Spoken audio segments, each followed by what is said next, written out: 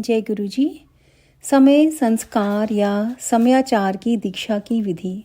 उपमन्यु कहते हैं, यदुनंदन, नाना प्रकार के दोषों से रहित शुद्ध स्थान और पवित्र दिन में गुरु पहले शिष्य का समय नामक संस्कार करे। गंध, वर्ण और रस आदि से विधि पूर्वक भूमि की परीक्षा करके वास्तुशास्त्र में बताई हुई पद्धति से वहां मंडप का निर्माण करे।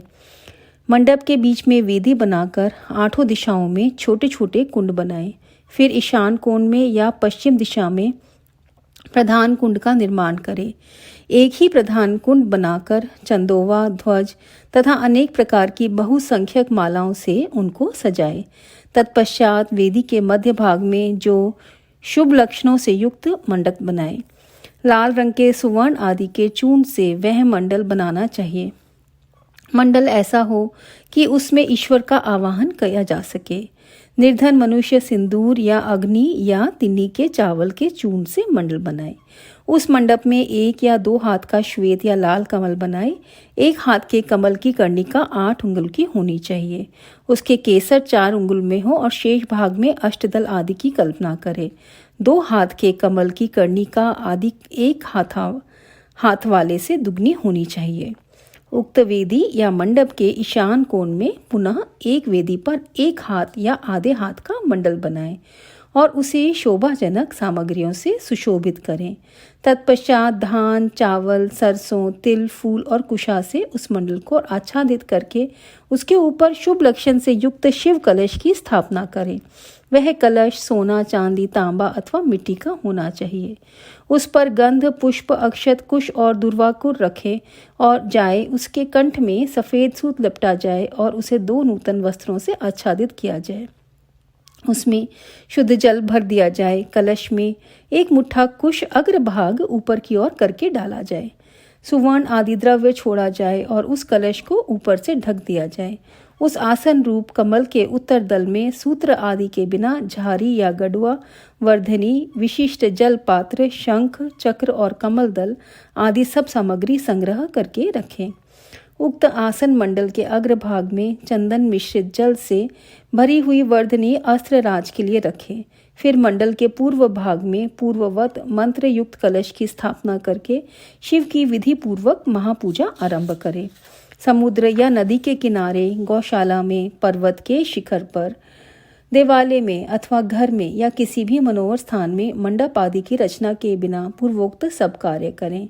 फिर पूर्ववत मंडल और अग्नि की विधि बनाकर गुरु प्रसन्न मुख से पूजा भवन में प्रवेश करें। वहां सब प्रकार के मंगल कृत्य का संपादन करके नित्य कर्म के अनुष्ठान पूर्वक मंडल के आद्य भाग में महेश्वर की महापूजा करने के अनंतर पुनः शिव कलश पर शिव का आवाहन पूजन करें। पश्चिमाभिमुख यज्ञ रक्षक ईश्वर का ध्यान करके अस्त्र राज की वर्धनी में दक्षिण की ओर ईश्वर के अस्त्र की पूजा करें।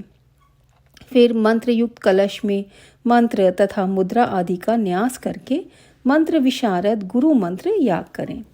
इसके बाद देशिक शिरोमणि गुरु प्रधान कुंड में शिवाग्नि की स्थापना करके उसमें होम करें। साथ ही दूसरे ब्राह्मण भी चारों ओर से उसमें आहुति डालें। आचार्य से आधे या चौथाई होम का उनके लिए विधान है। आचार्य शिरोमणि को प्रधान कुंड में ही हवन करना चाहिए। दूसरे लोगों को स्वाध्याय, स्तोत्र एवं मंगल पाठ करना चाहिए। अन्य शिव भक्त भी वहां विधिवत जप करें। नृत्य, गीत, वाद्य एवं अन्य मंगल कृत्य भी होने चाहिए। सदस्यों का विधिवत पूजन, पुण्यवाचन तथा पुनः भगवान शंकर का पूजन संपन्न करके शिष्य पर अनुग्रह करने की इच्छा मन में ले आचार्य महादेव से इस प्रकार प्रार्थना करें।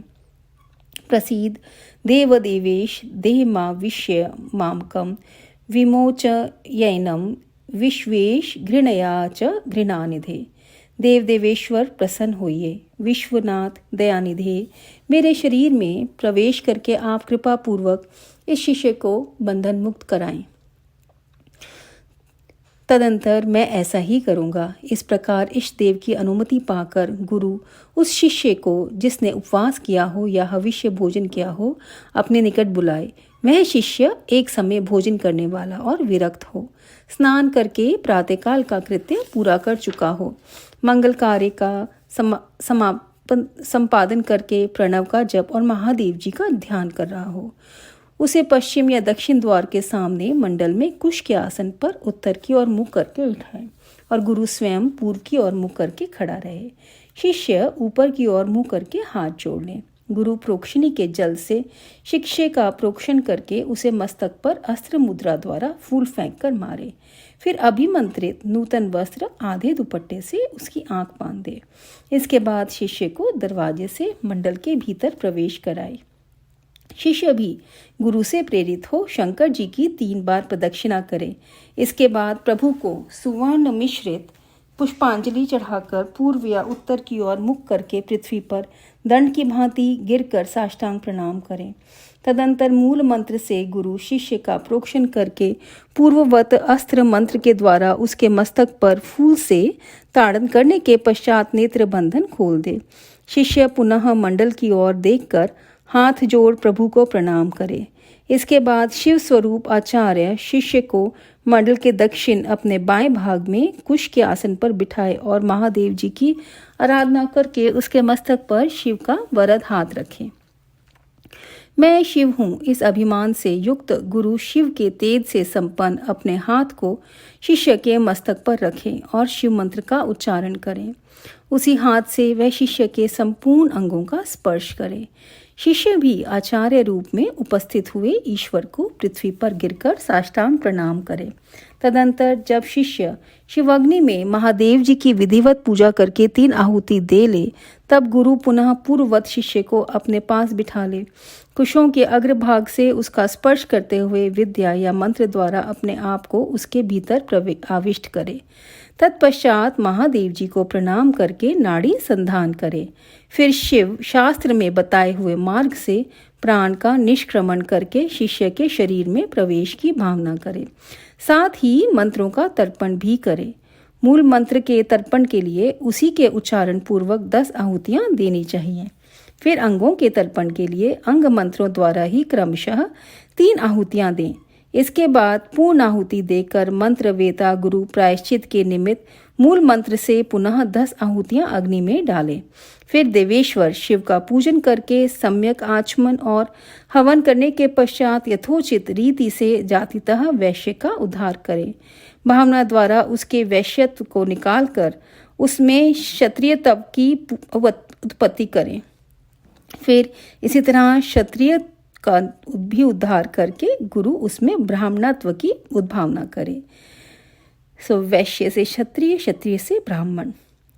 इसी प्रणाली से जातितः क्षत्रिय का भी उद्धार करके ब्राह्मण बनाए। फिर उन दोनों शिष्यों में रुद्रत्व की उत्पत्ति करें। जो जाति से ही ब्राह्मण है उस शिष्य में केवल रुद्रत्व की ही स्थापना करें। फिर शिष्य का प्रोक्षण और ताड़न करके उनके आँख की चिंगारियों के समान प्रकाशमान शिव स्वरूप आत्मा को अपने आत्मा में स्थित होने की भावना करें। तदंतर पूर्वोक्त नाड़ी से गुरु मंत्रोच्चारण पूर्वक वायु का रेचन करें। वायु का निस्सारण करके उस नाड़ी के द्वारा ही शिष्य के हृदय में वह स्वयं प्रवेश करे। प्रवेश करके उसके चैतन्य का नील बिंदु के समान चिंतन करें। साथ ही यह भावना करें कि मेरे तेज से इसका सारा मल नष्ट हो गया और यह पूर्णतः प्रकाशित हो रहा है। इसके बाद उस जीव चैतन्य को लेकर नाड़ी से संहार मुद्रा एवं पूरक प्राणायाम द्वारा अपने आत्मा से एकीभूत करने के लिए उसमें निविष्ट करें। फिर रेचक की ही भांति कुंभक द्वारा उसी नाड़ी से उस जीव चैतन्य को वहां से लेकर शिष्य के हृदय में स्थापित कर दे। तत्पश्चात शिष्य का स्पर्श करके शिव से उपलब्ध हुए यज्ञोपवीत को उसे देकर गुरु 3 बार आहुति दे पूर्ण आहुति होम करे। इसके बाद आराध्य देव के दक्षिण भाग में शिष्य को कुश एवं फूल से आच्छादित करके श्रेष्ठ आसन पर बिठाकर उसका मुख उत्तर की ओर करके उसे स्वस्तिक आसन में स्थित करे। शिष्य गुरु की ओर हाथ जोड़े रहे। गुरु स्वयं पूर्वाभिमुख हो एक श्रेष्ठ आसन पर खड़ा रहे और पहले से ही स्थापन पूर्वक सिद्ध करे हुए पूर्ण घट को लेकर शिव का ध्यान करते हुए मंत्र पाठ तथा मांगलिक वाद्यों की ध्वनि के साथ शिष्य का अभिषेक करे। तदंतर शिष्य उस अभिषेक के जल को पहुंचकर श्वेत वस्त्र धारण करे। आचमन करके अलंकृत हो हाथ जोड़ मंडप में जाए। तब गुरु पहले की भांति उसे कुशासन पर बिठाकर मंडल में महादेव जी की पूजा करके करन्यास करे। इसके बाद मन ही मन महादेव जी का ध्यान करते हुए दोनों हाथों में भस्म ले शिष्य के अंगों में लगाएं और शिव मंत्र का उच्चारण करें। तदंतर शिवाचार्य मातृकान्यास के मार्ग से शिष्य का दहन प्लावन आदि सकलीकरण करके उसके मस्तक पर शिव के आसन का ध्यान करे और वहां शिव का आवाहन करके यथोचित रीति से उनकी मानसिक पूजा करे। तत्पश्चात हाथ जोड़ महादेव जी की प्रार्थना करे, प्रभु आप नित्य यहाँ विराजमान हो। इस तरह प्रार्थना करके मन ही मन यह भावना करें कि शिष्य भगवान शंकर के तेज से प्रकाशित हो रहा है। इसके बाद पुनः शिव की पूजा करके शिवारूपिणी शैवी आज्ञा प्राप्त करके गुरु शिष्य के कान में धीरे धीरे शिव मंत्र का उच्चारण करे। शिष्य हाथ जोड़े हुए उस मंत्र को सुनकर उसी में मन लगाकर शिवाचार्य की आज्ञा के अनुसार धीरे धीरे उसकी आवृत्ति करे। फिर मंत्र ज्ञान कुशल आचार्य शाक्त मंत्र का उपदेश दे। उसका सुखपूर्वक उच्चारण करवाकर शिष्य के प्रति मंगलाशंसा करे। तत्पश्चात संक्षेप से वाच्यवाचक योग के अनुसार ईश्वर रूप मंत्र का उपदेश देकर योगासन की शिक्षा दे। तदंतर शिष्य गुरु की आज्ञा से शिव अग्नि तथा गुरु के समीप भक्ति भाव से प्रतिज्ञा पूर्वक निम्नांकित रूप से दीक्षा वाक्य का उच्चारण करे। वरम प्राण परित्यागश्छेदनम शिरसोऽपि वा न त्वन्भ्यश्चयं भुञ्जनीय भगवंतम त्रिलोचनम। मेरे लिए प्राणों का परित्याग कर देना अच्छा होगा अथवा सिर कटा देना भी अच्छा होगा, किंतु मैं भगवान त्रिलोचन की पूजा किए बिना कभी भोजन नहीं कर सकता। जब तक मोह ना दूर हो तब तक वह भगवान शिव में ही निष्ठा रखकर उन्हीं के आश्रित हो नियम पूर्वक उन्हीं की आराधना करता रहे। फिर भगवान शिव ही उसे योगक्षेम प्रदान करते हैं। ऐसा करने से उस शिष्य का नाम समय होगा। उसे शिवाश्रम में रहने का अधिकार प्राप्त होगा। वहां रहने वाले शिष्य को गुरु की आज्ञा का पालन करते हुए सदा उनके वश में रहना चाहिए। इसके बाद गुरु करन्यास करके अपने हाथ से भस्म लेकर मूल मंत्र का उच्चारण करते हुए उस भस्म तथा रुद्राक्ष को अभिमंत्रित करके शिष्य के हाथ में दे। साथ ही महादेव जी की प्रतिमा अथवा उनका गूढ़ शरीर, लिंग और यथासंभव पूजा, होम, जप एवं ध्यान के साधन भी दे। फिर वह शिष्य भी शिवाचार्य से प्राप्त हुई उन वस्तुओं को उन्हीं की आज्ञा से बड़े आदर के साथ ग्रहण करे, उनकी आज्ञा का उल्लंघन ना करे। आचार्य से प्राप्त हुई सारी वस्तुओं को भक्ति भाव से सिर पर रख कर ले जाए और उनकी रक्षा करे। अपनी रुचि के अनुसार मठ में या घर में शंकर जी की पूजा करता रहे। इसके बाद गुरु भक्ति, श्रद्धा और बुद्धि के अनुसार शिष्य को शिवाचार्य की दीक्षा दे। शिवाचार्य ने समयाचार के विषय में जो कुछ कहा हो, जो आज्ञा दी हो और जो भी कुछ बातें बताई हों, उन सबको शिष्य शिरोधार्य करे। गुरु के आदेश से ही वह शिवागम का ग्रहण, पठन और श्रवण करे, ना तो अपनी इच्छा से करे और ना दूसरों की प्रेरणा से ही।